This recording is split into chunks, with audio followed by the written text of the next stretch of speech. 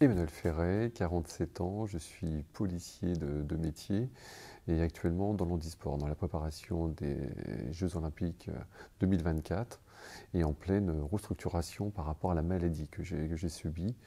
Une intervention chirurgicale qui a eu lieu en 2021 suite à un cancer qui m'a rongé, qui me ronge depuis 2005, cancer des os.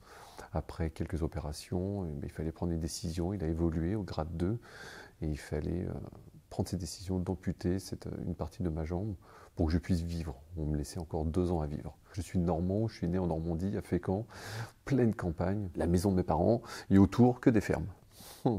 Voilà, ça a été mon quotidien, l'adolescence. Donc ça, c'était vraiment la première phase de ma vie. Je suis parti très très vite à l'armée en tant que gendarme auxiliaire à l'époque, en 1993. Et, voilà, là, j'ai découvert. J'ai découvert un peu le monde. Ça a commencé à traverser de Paris, en train, avec le crâne rasé, parce qu'à ce moment-là, j'avais plein de cheveux, mais on nous coupe les cheveux avec le sac à dos, il faut traverser Paris, le métro. On apprend, je n'avais jamais pris le métro, j'ai jamais vu la Tour Eiffel. C'était vraiment une découverte pour moi. Et donc après, j'ai découvert cette structure-là, donc le monde du travail, c'est cette ouverture. Et après, ça a duré 2 ans. Et après 2 ans, donc, je suis revenu dans la région et j'ai travaillé avec mon père dans une usine. Je travaillais comme ça pendant des années, pendant 8 ans, oui, c'est ça, 8 ans. Et j'adorais ce milieu ouvrier. Alors, moi, j'adorais. Déjà, j'ai découvert mon père autrement, qui n'est plus là, malheureusement, mais j'ai découvert ce côté sévère, mais là, le côté camarade.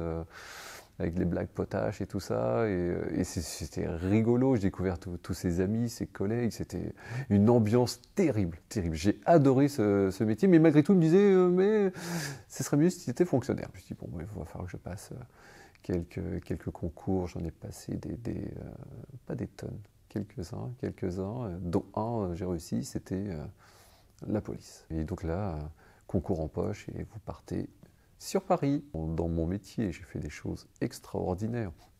J'ai eu la chance d'intégrer quand même un service spécialisé qui m'a fait découvrir des personnes, un autre milieu, un autre monde que le mien, mais où j'ai voyagé, j'ai énormément voyagé. Ensuite, arrivé la maladie qui là remet tout en question. On se dit, tout s'écroule. Des mois allongés en chaise roulante avec un membre en moins, et là, on voit toute la difficulté de notre monde, parce que à partir du moment où vous êtes en chaise roulante, rien n'est adapté. C'était une période assez difficile où j'ai fait 1-2 sorties en chaise roulante et j'ai dit hors de question, je ne ressors plus. C'est fini. Je me suis enfermé comme ça pendant 3 mois où je voulais voir personne. Et là, dès le début, ma hiérarchie m'a soutenu. Moi, je pensais que j'allais perdre mon travail, je pensais que c'était fini. Voilà, plus du tout la même forme physique. Qu'est-ce que j'allais faire? Moi, je pensais totalement que j'allais perdre mon travail. Tout de suite, ils m'ont rassuré. Non, on va vous reprendre au même poste. Je suis instructeur dans la police. On vous reprend. Et ils ont été un soutien terrible entre les SMS qu'on échangeait. Ils ont soutenu ma femme, ils leur ont donné des jours pour qu'elle reste auprès de moi, elle est restée des mois à côté de moi, parce que évidemment une jambe en moins, on ne peut rien faire, on ne peut même pas se servir un café, c'est impossible. La chaise, de toute façon, ne rentrait pas dans mon appartement, donc le déplacement était en béquille, je ne pouvais rien faire. Et donc ce côté humain, les personnes qui m'entourent, cette bienveillance, elle est venue naturellement. J'ai des amis qui sont amputés comme moi, j'ai des amis qui sont en chaise roulante, mais en règle générale, mes semaines, je suis entouré de valides. Parce que moi-même, je l'oublie. J'ai des piqûres de rappel parce que je vais passer devant une vitre et je vais voir le reflet. Surtout l'été, on est en Bermuda. Ou la douleur, parce que de toute façon, on vit la douleur. Il faut arrêter de dire on a une prothèse, ça y est, il marche comme tout le monde. Non, c'est faux. On a mal du matin jusqu'au soir. Et les amis qui sont avec moi, qui me coachent, qui m'accompagnent partout, eux aussi, ils l'oublient. J'avais tellement envie de me relever. Donc, une fois que j'avais la prothèse, là, hop, je reçois un coup de fil donc, de personnes de la Fédération sportive de la police nationale et qui me contacte et me dit Manu, est-ce que tu voudrais essayer le kayak? Je dis ça fait 3 mois que je suis allongé, chaise roulante, je vois personne, coupé du lien social, certes, même si je l'ai cherché, mais ceci dit, on est quand même coupé. J'ai allons-y. Le handisport se présente sous forme de sport, mais adapté. On va adapter une activité sportive à une personne en mobilité réduite. Après, ce qui est très important, c'est de trouver son activité. Le côté handisport aussi, c'est le lien social. c'est le lien que cela éprouve. On se retrouve avec d'autres personnes, peut-être dans la même situation que nous, ou pas, mais généralement dans la même situation que nous. Et on se soutient. Dans le kayak, je ne suis jamais seul. Et au début, je montais dans un kayak 2 places, tout le temps avec quelqu'un. Et ils ont l'habitude de nous amener au ponton. Ils ont vraiment développé ça. J'ai toujours aimé le sport avec mes jambes, courir, sauter, faire du crossfit, faire du karaté. Mais voilà, là j'ai découvert autre chose. Et on a besoin de ce lien social. Ce que va procurer le sport, c'est ça. Et de toute façon, on redémarre tout à zéro, on reprend tout à zéro, parce qu'il faut réapprendre à connaître son corps. Il faut vraiment le maîtriser dans l'espace avec quelque chose en moins, en ce qui me concerne. Et même si c'est pour aller au kayak, il va falloir que je bouge, il va falloir que je marche, il va falloir que je me débrouille. Ça nous pousse en avant. Et quand je discute avec toutes les personnes que je retrouve en compétition, qui sont dans la même catégorie ou d'autres catégories que moi, mais c'était exactement ça. Dans le milieu de l'handisport, c'est ce que j'ai aimé dans leur stage de la Fédération française. On est tous regroupés, ils sont là, ils nous aident, que ce soit pour la compétition ou pas, parce que c'est quand même 2 mondes totalement à part, entre la restructuration et le fait d'avoir une idée compétitive, c'est totalement différent. Mais ça m'a aidé énormément. On se retrouve à une dizaine de personnes comme nous, avec différentes... Mais alors, terrible ambiance. Terrible, je souhaite ça à tout le monde. Je suis rentré chez moi, j'avais le sourire, j'étais fatigué.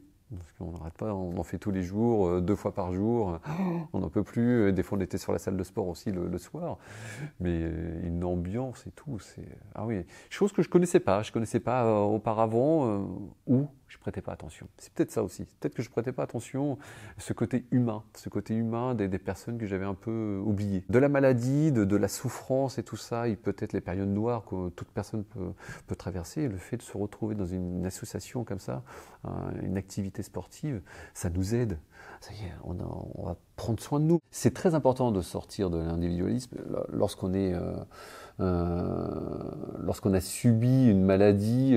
On a besoin des autres, mais malgré tout, il ne faut pas se renfermer sur soi-même. Je suis allé en institut, j'ai vu des personnes qui se renfermaient sur eux-mêmes et d'autres qui s'ouvraient. Moi, j'étais déjà dans cet état d'esprit dès l'hôpital, dès qu'à partir du moment où on m'a amputé.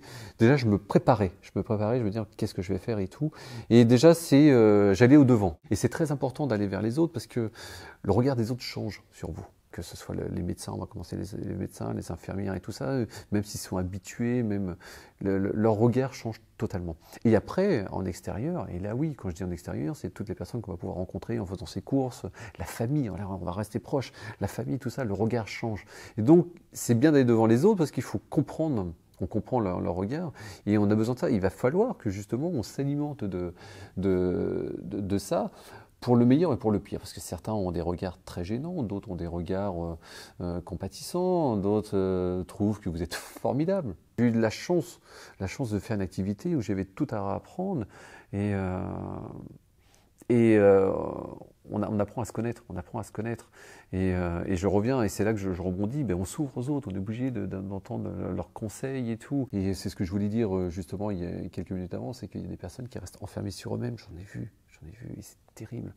C'est cela que j'aimerais mettre en avant. Il y a plein d'autres activités, je parle du kayak, mais là actuellement le directeur de voile de 94 essaie de s'ouvrir à ce genre d'institut. Ils sont que très peu à venir. Je dis mais c'est énorme. Selon leur motivation, selon leur handicap, se retrouver dans un bateau à voile sur l'eau, je trouve ça... Mais il faut aimer. Mais c'est bien déjà de sortir des 4 murs, de sortir des ascenseurs, de sortir de la cafétéria. C'est ce qu'ils vivent pour certaines personnes. Ils vivent ça pendant des mois, à se renfermer sur eux-mêmes. Non, je leur dis, il faut s'ouvrir. Mais tout le monde ne peut pas pratiquer une activité physique. Ça, je peux le concevoir. Mais au moins adhérer à ce genre d'activité, une association, n'importe quoi, mais qui va nous faire sortir. Il faut s'ouvrir à autre chose. À la culture, à tout. De toute façon, après, comme je le dis, de toute façon, après un événement comme ça, c'est marquant dans une vie, on s'intéresse à pas mal de choses. Même si avant, on s'intéressait, on était cultivé sur certaines choses, la vision n'est plus du tout la même. Un conseil à donner aux personnes qui ont été atteintes d'une maladie grave et qui après ont subi des gestes, une intervention chirurgicale comme la mienne, ou pas, mais qui sont toujours dans la maladie, mais c'est aller de l'avant. C'est tout simplement aller de l'avant. Il ne faut pas se regarder, faut pas regarder à l'arrière ce qui se passait. On prend conscience de certaines choses. On se dit que maintenant la vie peut s'arrêter du jour au lendemain, et je l'ai vu autour de moi, j'ai vu pour d'autres. Certains, ils n'ont pas perdu qu'un membre, ils ont tout perdu. Ils ont perdu le boulot, ils ont perdu la femme, les enfants ne les regardent plus, un truc énorme. Et ça c'est. Mais il faut regarder de l'avant. Et je veux dire, c'est une autre vie, c'est une autre vie qui s'ouvre, c'est une autre page. On continue à vivre différemment, totalement différemment. Mais justement, il faut s'adapter à ça, il faut s'ouvrir aux autres et puis accepter, il faut s'accepter tel qu'on est et que ça va être différent, c'est totalement différent. Donc j'aurais tendance à dire, il faut bouger. Il faut bouger, il ne faut pas rester sur soi-même, il faut bouger. Et plus on va bouger, plus on va ouvrir des portes, plus les autres portes vont ouvrir d'autres portes, et puis voilà.